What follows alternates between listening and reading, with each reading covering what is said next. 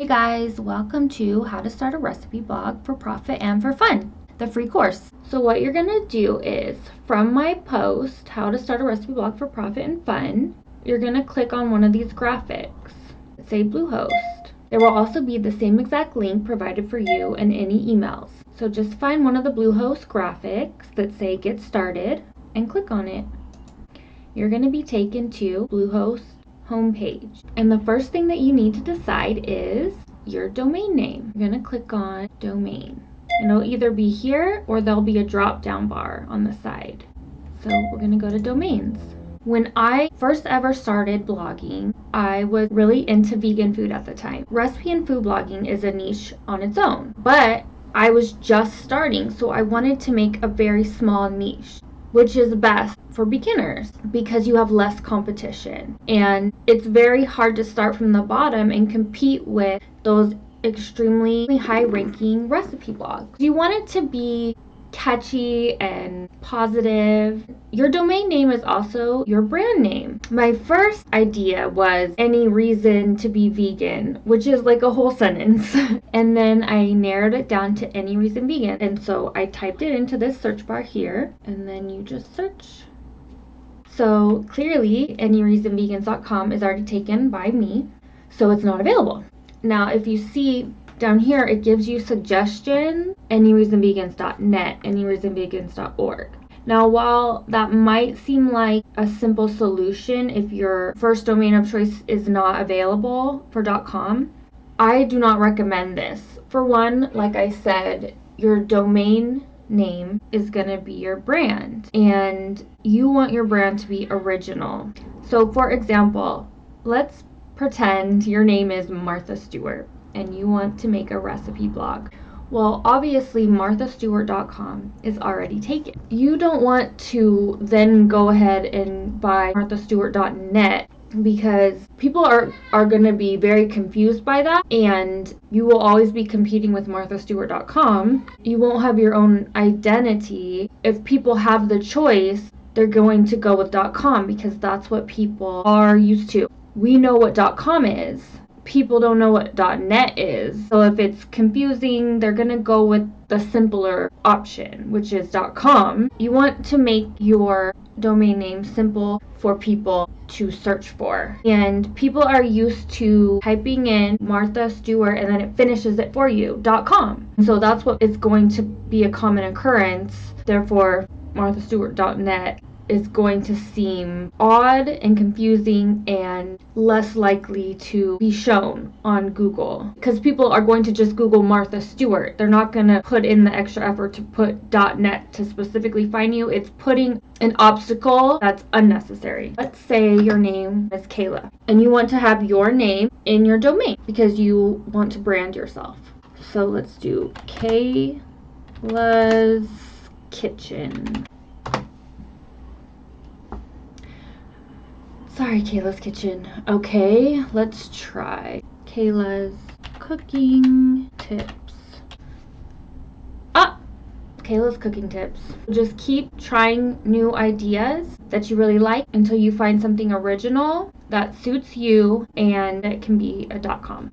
More advice about your domain name would be make it simple as possible. Definitely do not put any weird symbols or numbers or underscores in your domain name because you want it to be extremely simple for people who are searching for you. Maybe somebody sees you on Instagram, Kayla's Cooking Tips, and they remember that. Let me Google that. But if it's like Kayla's underscore cooking tips 1986 or something, they're not going to type all that. It takes a whole nother hand movement to do an underscore, and even on the phone, which is the majority of people nowadays, that you have to tap that extra button to switch from the letters onto the symbols. And while it may seem insignificant, it's really not. There's already so many real obstacles when creating a business.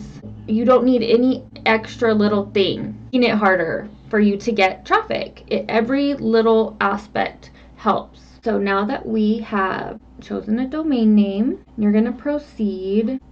And look, it's going to be something like this.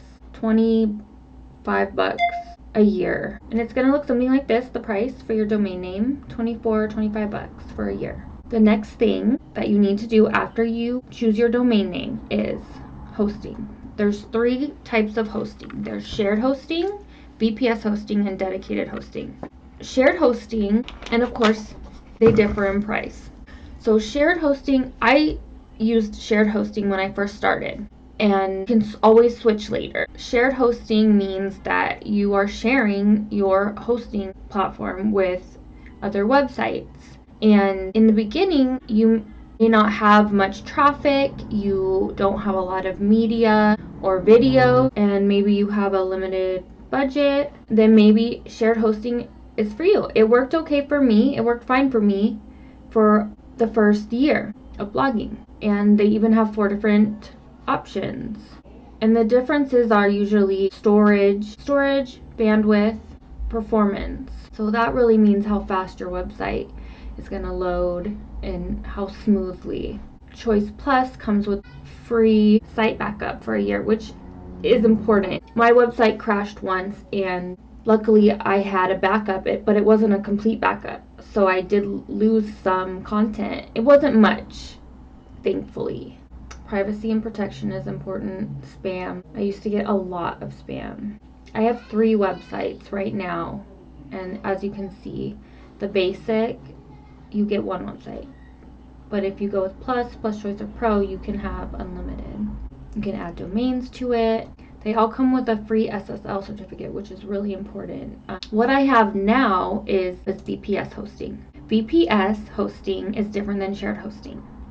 VPS stands for Virtual Private Server, so you're no longer sharing your platform. This is what I have now. A lot more storage. Your website is automatically going to be faster and load more smoothly. Anything over than VPS enhanced plan is going to be for websites like we spoke about earlier, marthastewart.com, because she probably gets millions of visitors every single day as opposed to thousands. The amount of traffic, the large media such as videos, her recipe videos, and photos, there's so much of that. So she needs the best, and your website has to load fast this day and age. If it takes longer than 3-4 seconds to load, you're losing readers right there. So dedicated hosting for websites that require the ultimate in performance, security, and control. Security is another really important. I had a malware virus once, and what it did was it disabled speed and turned all the ads Japanese everywhere in the world. And it cost a few $100 to get that fixed from a tech expert. But unless you're a celebrity and you're planning on having a lot of traffic and a lot of content already, you probably don't need dedicated hosting. But if you have unlimited budget and you want to start with the best, you always can, of course. I would recommend starting with VPS hosting just because it was a pain to transfer the files from shared hosting to VPS. It's not like that, and it does cost money. It costs a few $100s to transfer it in addition to the price that you're already paying to pay for better hosting. So standard VPS would be my recommendation, but of course you can always switch later. It is possible. These are your choices, and you pick what's best for you and move on to the next step.